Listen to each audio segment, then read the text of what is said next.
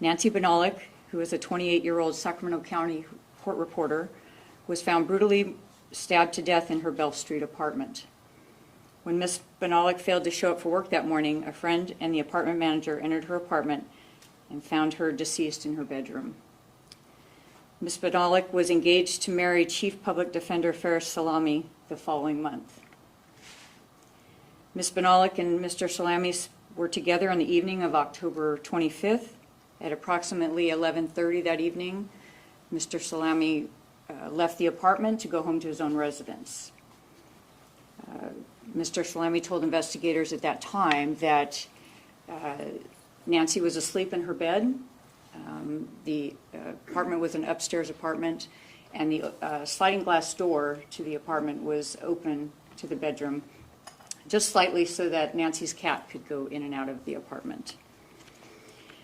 Sometime between the hours of 11:30 and on October 25th and the early morning hours of October 26th, the suspect gained entry into the victim's apartment by climbing up to the second-story balcony and going in through the slider.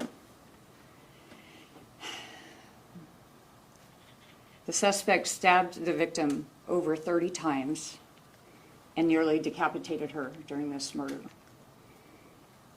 The victim sustained numerous defensive wounds on her hands and arms, indicating that she fought with the suspect.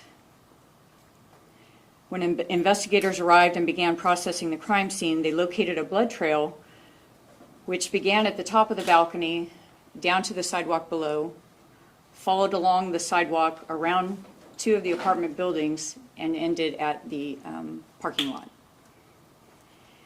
The investigators determined at that time that the suspect must have gotten into a vehicle and left the scene. The case was investigated very thoroughly at the time of the crime and throughout the many years to follow, as Under Sheriff Barnes just talked about. But no suspect was ever identified. In 2004, a forensic DNA profile was developed from the blood drops at the scene. The unknown male profile was uploaded to both the state and national CODIS databases. However, there was no match ever to an offender. In November of 2019, investigators from the Sacramento County Sheriff's Cold Case Team and investigators from the District Attorney's Office began our forensic genetic genealogy investigation. On July 21st, we identified the suspect as Richard John Davis, born March 22nd, 1943. Unfortunately, Davis died in Sacramento County on November 2nd, 1997.